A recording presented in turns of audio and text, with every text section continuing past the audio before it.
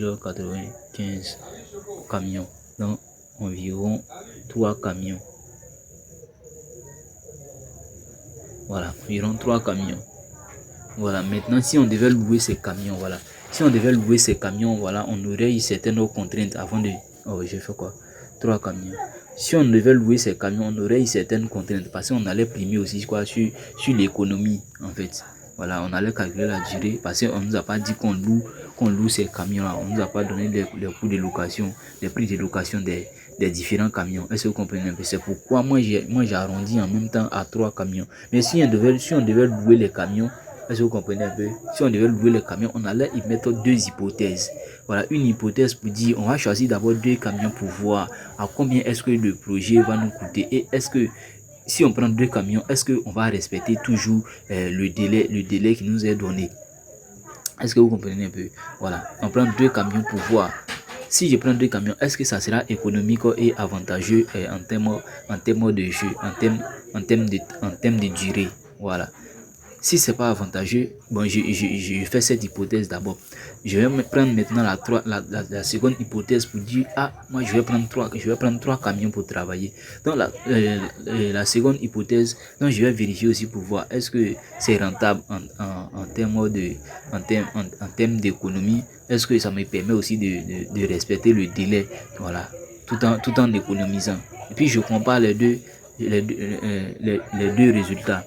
C'est-à-dire le résultat pour deux camions toupies et le résultat pour 3 camions toupies. Et le montant le plus faible, voilà, c'est celui qui sera plus économique pour moi. Mais il faut faire attention. Généralement, quand le montant est faible, ça empiète sur la durée. Voilà, généralement.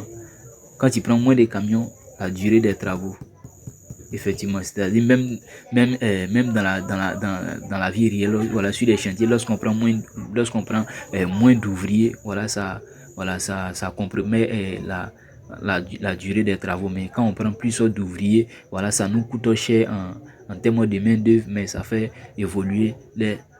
Ok, salut les gars, comment est-ce que vous allez? J'espère que vous vous portez bien.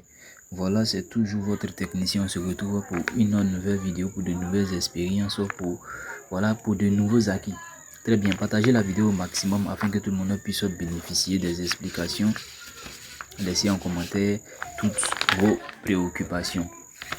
Voilà, dans cette vidéo, nous allons poursuivre notre exercice de OGC que nous avons entamé la fois dernière. Voilà, nous allons encore répondre à quelques questions et voilà, pas à pas, nous allons terminer, achever notre exercice. Voilà, donc les gars, tenez-vous bien, suivez jusqu'à la fin pour comprendre voilà toutes les explications détaillées que je vais donner dans cette vidéo.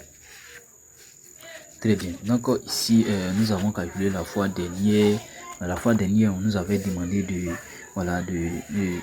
déduire le système de production qui était rentable. Voilà, et nous avons répondu que pour que la production, le système de production est le plus rentable, on avait eu à calculer le coût du béton fabriqué sur le chantier, voilà, qui était estimé à 27 880 et le coût du béton prêt à l'emploi qui était estimé à 27 30 000. Voilà. Donc nous avons déduit que le coût du béton prêt à l'emploi est supérieur au coût du béton fabriqué sur les chantiers. Alors le système de production le plus rentable est le béton fabriqué sur le chantier. Voilà, nous avons eu à faire ça. Maintenant pour la suite de notre exercice, voilà, on nous demande la question 3. Quelle est la durée de cycle d'un camion toupie? Très bien, donc nous allons répondre à cette question très rapidement. Voilà la durée de cycle d'un camion toupie. Ok. Exercice, non, question 3. Ok. Non, on va dire quoi? Durée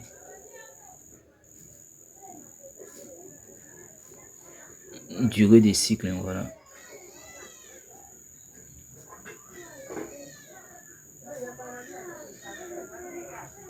Durée de cycle d'un camion toupie. Pour faire cela, c'est pas compliqué, hein.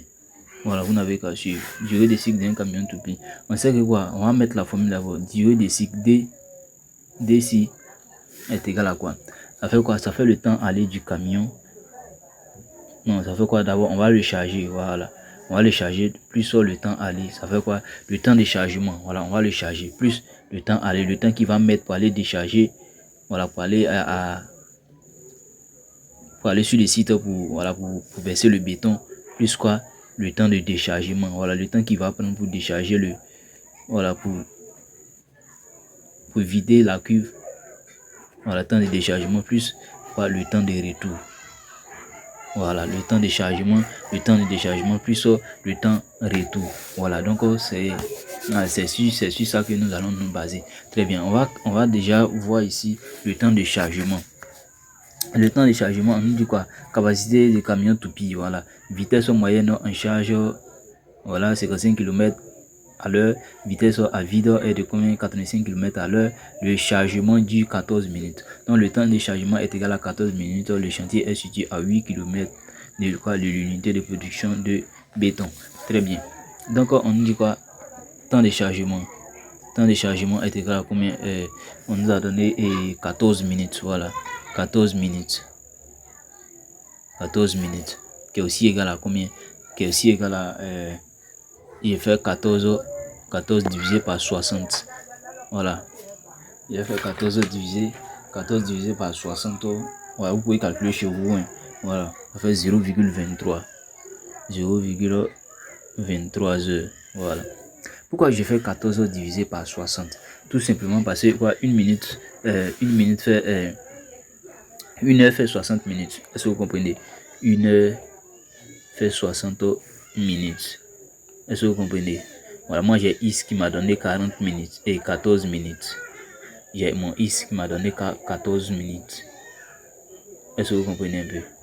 Voilà, lui fait 60 minutes. Voilà, donc je fais quoi? X sera égal à quoi? Ça fait 1 fois 14 fois 1 divisé par quoi? Et 14 fois 1 est égal à 60 fois X. Donc X sera égal à quoi? Donc X fois 60, X sera égal à combien? 14 fois 1. Donc X sera égal à tout simplement, voilà, tout simplement 14 fois 1, voilà, sur 60.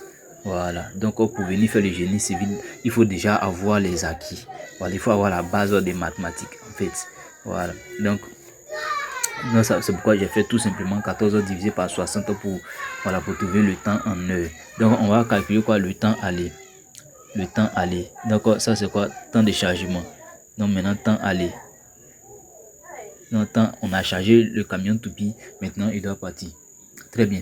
Donc on va calculer le temps aller. Le temps aller, ça fait tout simplement, on sait que vitesse est égale à quoi? Est égale à la distance sur le temps. Hein? Voilà, donc le temps aller là, ça fait quoi? Ça fait la distance sur la vitesse aller. Et même VA pour vitesse aller. Très bien. Donc distance, on nous a donné combien là? La distance, on nous a donné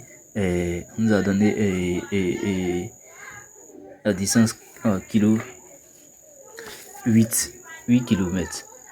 Donc sur combien? Sur 55 vitesse en charge. Voilà, vous pouvez calculer aussi chez vous. Moi je calcule chez moi pour voir combien est-ce que ça me donne. Le temps aller, moi je trouve 0,15. Voilà, 0,15 heures. Donc il va prendre 0,15 heures pour aller pour envoyer le béton sur le chantier. Donc on va calculer maintenant le temps. Voilà, il est arrivé sur le chantier, on doit décharger. Voilà, on doit décharger quoi? On doit décharger notre camion toupie. Voilà, parce que le camion toupie va pas venir garer sur le chantier comme ça. Est-ce que vous comprenez un peu? Voilà, c'est dans. Voilà, il faut comprendre ça comme ça. Quand le camion toupie arrive, il y a une pompe qui est déjà installée. Voilà, il y a une pompe, la pompe est déjà là, elle attend le camion. Elle attend le camion. Lorsque le camion arrive, voilà, elle va décharger le camion, voilà, en renversant le béton sur la surface là où on doit effectuer voilà les travaux en fait. Très bien. Donc pour maîtriser tous ces tralala là, pour maîtriser tous ces trucs à la perfection comme je vous l'explique, et aussi pour pouvoir expliquer comme des pros. Voici mon numéro qui s'affiche à l'écran. Voilà, j'ai des documents à vous proposer, voilà, des documents qui vont vraiment vous rendre, voilà, qui vont vous perfectionner en fait, voilà, des documents qui vont vous permettre de pouvoir vous sortir de certaines situations, voilà, voilà, extraordinaires en fait, voilà. Donc, vous n'avez qu'à me contacter pour ces documents-là, que ce soit OGC, Maîtrise, voilà, tous les documents, voilà, même pour ceux de travaux publics, vous pouvez me contacter pour acquérir ces documents-là. Donc, c'est pas du tout compliqué. Donc, vous n'avez qu'à vous appliquer aussi à vous documenter pour faciliter la compréhension. Très bien. Donc, on va calculer quoi le temps de déchargement. Temps de déchargement. On nous dit ici que quoi? On nous dit ici caractéristique de la pompe, caractéristique de la pompe et caractéristique du béton et de la pompe à béton. Le déchargement s'effectue à l'aide d'une pompe de rendement théorique qui est égale à combien? 0, qui est égal à combien? 21 mètres cubes par heure. Le coefficient d'efficience, voilà, c'est-à-dire quand on va vider, le coefficient d'efficience de la pompe là fait 0,88, soit 88%. Le tassement à la vibration 12%, et la contraction au malassage 16%. Très bien. Donc, temps de déchargement. Donc, je vais déjà mettre la formule d'abord. Donc, temps de déchargement. Voilà. Temps de déchargement est égal. Temps de déchargement est égal à quoi? Ça fait volume du camion à décharger. Voilà. Volume utile. Voilà. Volume du camion à décharger. Sur quoi? Sur le rendement réel. Voilà. Sur le R réel. Le rendement réel avec le rendement réel là, R réel, voilà, avec R réel est égal à combien? Est égal à est égal à rendement théorique multiplié par le quoi? Multiplié par le coefficient le coefficient d'efficience. Voilà, donc ça fait RTO. Voilà, ça fait RTO multiplié par quoi? Multiplié par K qui est le coefficient d'efficience. Voilà. Donc, ça, c'est la formule du rendement réel qui est là. Très bien. Donc, temps de déchargement, ça fait le volume à décharger sur quoi? Sur le rendement théorique on nous a donné 21. 21 multiplié par 0,88 qui est le coefficient d'efficience. Donc, est égal. On nous a donné 21. Non. Volume à décharger, voilà, c'est un camion de 4, voilà, voici c'est ici, camion toupie de combien? De 4,400 mètres cubes. Donc c'est un camion de 4,400 mètres cubes que nous devons décharger en fait. Très bien. Donc ça fait quoi? 21 multiplié par 0,08, voilà. Donc le temps de déchargement là, ça fait vous pouvez calculer chez vous, hein.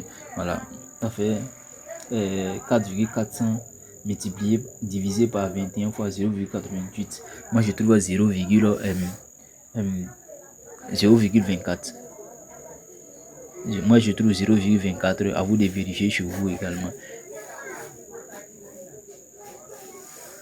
Ok, moi je trouve 0,24. Maintenant il reste quoi? On a chargé le camion, voilà, il est parti, il s'est rendu sur le site là où nous sommes en train de travailler. Il a déchargé notre béton. Maintenant il doit se retourner. Donc on va calculer tout simplement quoi? Le temps retour, TR. Temps retour, ça fait quoi? Ça fait à distance sur la vitesse. Voilà, à distance sur la vitesse tout simplement. La distance, ça fait 8 km. Et la vitesse, quand il est vide, la vitesse à vide, voilà, est de combien? 85 km/h. Il divise par 85 tout simplement. Donc le temps retour là, ça fait temps retour, je trouve 0. Moi je trouve 0. Le temps retour, moi je trouve 0,09. 0,09. Voilà, ça c'est le temps retour. 0,09. Donc il va mettre 0,09 pour s'y retenir. Donc comme on nous a demandé de calculer quoi? La durée de cycle du camion. Donc très bien. Donc on va dire quoi? Durée de cycle là. Durée de cycle est égale à quoi? 0,23 plus 0,15 là. Voilà. Plus 0,24 plus 0,09. Voilà. Donc, durée des cycles des cycles est égale. Durée des cycles est égale 0, vous faites tout simplement la somme de tous ces éléments-là. Voilà. Vous faites la somme de tous ces éléments. Non, ça fait quoi? Ça fait 0, voici. Moi et tout 0,71 heures. C'est quoi la durée des cycles d'un camion toupie? Donc les gars, c'est pas du tout compliqué, hein. Voilà, vous voulez maîtriser tout ça, contactez-moi pour le document. Le document c'est pas, voilà, contactez-moi, je vais vous fournir les documents pour, voilà, pour pouvoir expliquer comme je l'explique, voilà, facilement. Vous voyez, voilà, comme je l'explique facilement et clairement. Donc le document, voilà, c'est très important. Ok. Maintenant, la prochaine question, on nous demande de déterminer combien de camions peut-on décharger en un cycle. Voilà, pour faire ça, c'est pas du tout compliqué. Combien de camions on peut décharger? Donc, question 4. Nombre de camions, voilà, c'est le nombre de camions que nous voulons. Nombre de camions. Ok. Nombre de camions. Maintenant, on nous a dit quelque chose en NB ici. Le nombre de cycles peut prendre, le nombre de cycles prendre la partie entière de la valeur décimale trouvée. Ok. Ça, on n'est pas encore arrivé là-bas. Nombre de camions. Donc, un nombre de camions, c'est pas du tout compliqué, hein. C'est juste une petite formule. Voilà. Ça fait quoi? Ça fait la durée des cycles. Durée des cycles. Durée des cycles, quoi, sur le temps de décharge. Oui, sur le temps de déchargement. Voilà. Sur le temps, le temps de déchargement. Temps de déchargement. Voilà. Quand c'est pour les camions, je dirais pour les camions bennes, voilà, c'est-à-dire ici nous sommes dans un cas où on est en train de quantifier le nombre de camions pour l'évacuation d'une excavation. Voilà, là pour trouver le nombre de camions on fait durée des cycles sur quoi? Sur le temps de chargement. Voilà, parce que c'est le chargement qui définit tout en fait. Si on met plus de temps pour charger, voilà, il va falloir encore plus de camions. Mais ici, dans notre cas, notre camion arrivé sur le site, voilà, c'est le temps de déchargement qui nous importe. Parce qu'il faut décharger un camion tubi avant qu'un autre vienne se positionner en fait. Voilà, c'est pourquoi on va prendre la durée de cycle sur le temps de déchargement. Est-ce que vous comprenez un peu? Parce que tant qu'on n'a pas encore fini de décharger, un autre camion ne peut pas venir se positionner pour qu'on le décharge. Est-ce que vous comprenez un peu? Donc ici c'est le temps de déchargement qui prime en fait. Donc il faut faire attention à cette nuance là. Donc il faut faire attention, voilà, dans cette partie là. Voilà, c'est quand on est en train d'évacuer des excavations, voilà, qu'on prend le temps de chargement pour calculer quoi, le nombre de camions. Mais dans ce cas là, dans ces cas de figure là, il faut prendre le temps de déchargement. Donc on va dire ici nombre de camions est égal. Là on a dit la durée des cycles, on avait trouvé 0,11 sur durée des cycles. Temps de déchargement. Temps de déchargement, on avait trouvé temps de déchargement. Temps de déchargement, on avait trouvé 0,24. Voilà. Sur quoi? 0,24. Donc nombre de camions, ça fait combien? Vous pouvez calculer chez vous. Moi je vais calculer chez moi ici. Nombre de camions voilà, nombre de camions, ça fait. Moi j'ai trouvé 2,80 combien? 2,95 camions. Donc environ 3 camions. Voilà, environ 3 camions. Voilà, maintenant si on devait louer ces camions, voilà. Si on devait louer ces camions, voilà, on aurait eu certaines contraintes avant de. Oh, j'ai fait quoi? 3 camions. Si on devait louer ces camions, on aurait eu certaines contraintes parce qu'on allait primer aussi quoi sur l'économie en fait. Voilà, on allait calculer la durée parce qu'on ne nous a pas dit qu'on loue ces camions-là. On ne nous a pas donné les coûts de location, les prix de location des différents camions. Est-ce que vous comprenez un peu? C'est pourquoi moi j'ai arrondi en même temps à 3 camions. Mais si on devait louer les camions, est-ce que vous comprenez un peu? Si on devait louer les camions, on allait y mettre 2 hypothèses. Voilà, une hypothèse pour dire, on va choisir d'abord 2 camions pour voir à combien est-ce que le projet va nous coûter et est-ce que si on prend 2 camions, est-ce qu'on va respecter toujours le délai qui nous est donné? Est-ce que vous comprenez un peu? Voilà, on prend 2 camions pour voir. Si je prends 2 camions, est-ce que ça sera économique et avantageux en termes de jeu, en termes de durée? Voilà. Si c'est pas avantageux, bon, je fais cette hypothèse d'abord. Je vais me prendre maintenant la seconde hypothèse pour dire, ah, moi je vais prendre 3 camions pour travailler. Donc la seconde hypothèse, donc je vais vérifier aussi pour voir est-ce que c'est rentable en termes d'économie. Est-ce que ça me permet aussi de respecter le délai, voilà, tout en économisant. Et puis je compare les deux résultats. C'est-à-dire le résultat pour deux camions toupies et le résultat pour 3 camions toupies. Et le montant le plus faible, voilà, c'est celui qui sera plus économique pour moi. Mais il faut faire attention. Généralement, quand le montant est faible, ça empiète sur la durée. Voilà, généralement. Quand tu prends moins de camions, la durée des travaux, effectivement, c'est-à-dire même dans la vie réelle, voilà, sur les chantiers, lorsqu'on prend moins d'ouvriers, voilà, ça compromet la durée des travaux. Mais quand on prend plus d'ouvriers, voilà, ça nous coûte cher en termes de main d'œuvre, mais ça fait évoluer les travaux. Donc les gars, on va s'arrêter ici pour cette vidéo. La vidéo est déjà très longue, nous sommes presque déjà à 20 minutes. Donc partagez la vidéo au maximum avec tout le monde afin que voilà, eux tous puissent bénéficier des explications. Voilà, donc on va se retrouver à la prochaine pour la suite de notre exercice. Voilà, donc les gars, on se tient et on est ensemble.